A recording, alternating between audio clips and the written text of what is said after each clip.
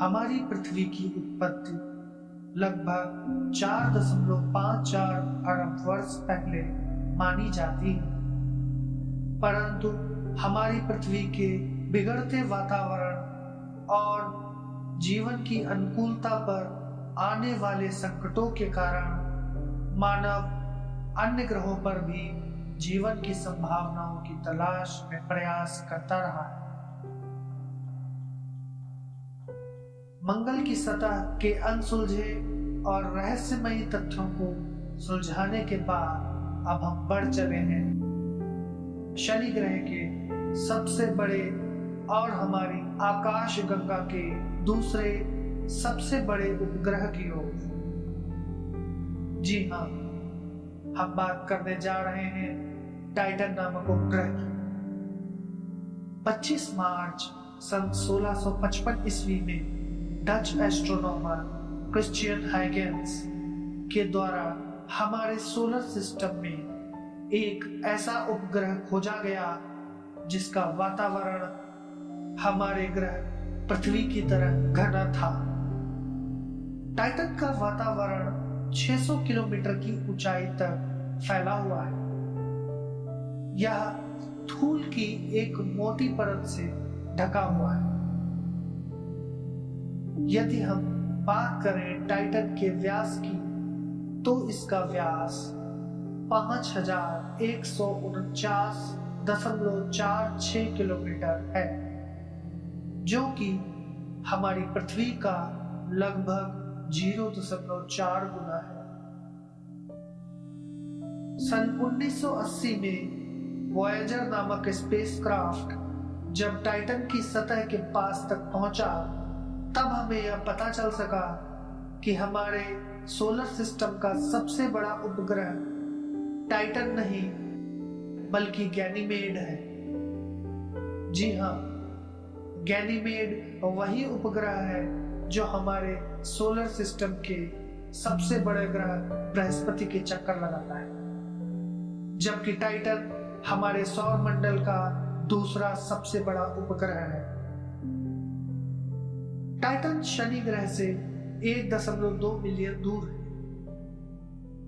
घने वातावरण के साथ साथ पृथ्वी के अलावा हमारे सोलर सिस्टम में टाइटन ही ऐसी एकमात्र जगह है जहां तरल रूप में द्रव सतह पर बहता है, पर यह द्रव हमारी पृथ्वी की सतह का जल नहीं बल्कि तरल मीथेन अर्थात CH4 है।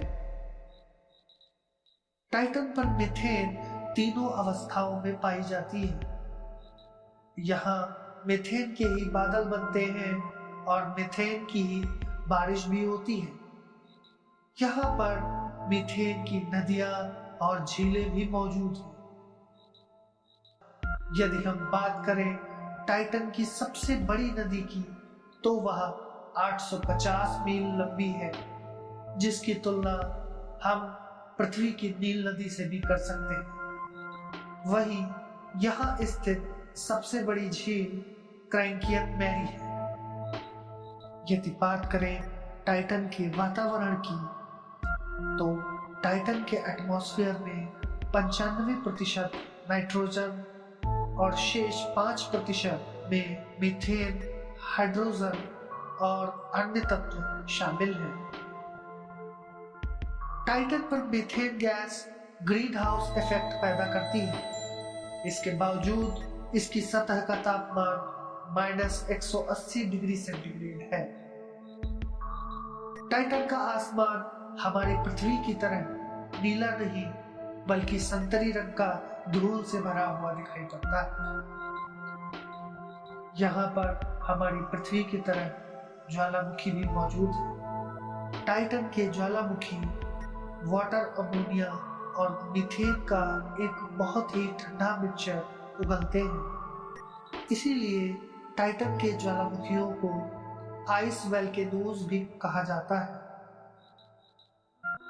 माना जाता है कि कुछ ऐसा ही वातावरण हमारी पृथ्वी की उत्पत्ति के समय भी पृथ्वी पर मौजूद रहा होगा। इसलिए वैज्ञानिकों को टाइटन भविष्य की पृथ्वी की तरह दिखाई पड़ती और वे वहां जीवन की संभावनाओं को तलाशने में लगे हुए हैं। मानव हमेशा से जीवन की संभावनाओं की तलाश में टाइटन पर अपने बहुत से स्पेसक्राफ्ट भेज चुका है, जिसमें से कुछ प्रमुख स्पेसक्राफ्टों के बारे में यदि हम बात करें तो सबसे पहला स्पेस प्रोब पॉइनियर 11 1789 ईस्वी में भेजा गया था। इसी ने यह स्पष्ट किया कि टाइटन एक बेहद ठंडी जगह है। इसके पश्चात 1980 से 81 में वॉयेजर 1 और वॉयेजर 2 ने इसे और ज्यादा एक्सप्लोर किया। वॉयेजर 1 और वॉयेजर 2 से मिली जानकारी के आधार पर कैसिनी स्पेसक्राफ्ट को वैज्ञानिकों ने 1 जुलाई 2004 को शनि ग्रह के पास पहुंचाया। कैसिनी ने भी टाइटन के वातावरण और वहां की परिस्थितियों की बहुत सारी जानकारियां हमें प्रदान की, क्योंकि कैसिनी प्रोब टाइटन के सबसे करीब पहुंच सका। 21 जून 2010 को एक समय ऐसा आया जब हमारे कैसिनी और टाइटन की सतह के बीच सबसे कम दूरी थी और यह दूरी मात्र 880 किलोमीटर की बची हुई थी। मानव सभ्यता के प्रयास टाइटन पर जीवन तलाशने और वहां की परिस्थितियों को खंगालने में आगे भी इसी तरह जारी रहेंगे। उम्मीद करते हैं कि जल्दी ही टाइटन पर हमें ऐसी परिस्थितियां मिल सकें जो जीवन की ओर संकेत करती हैं। तो आज के इस एपिसोड में इतना ही। मिलते हैं जल्द ही अंतरिक्ष के कुछ अन्य अनसुलझे रहस्यों के साथ। तब तक खो जाइए इस विशाल अंतरिक्ष की गहराई में।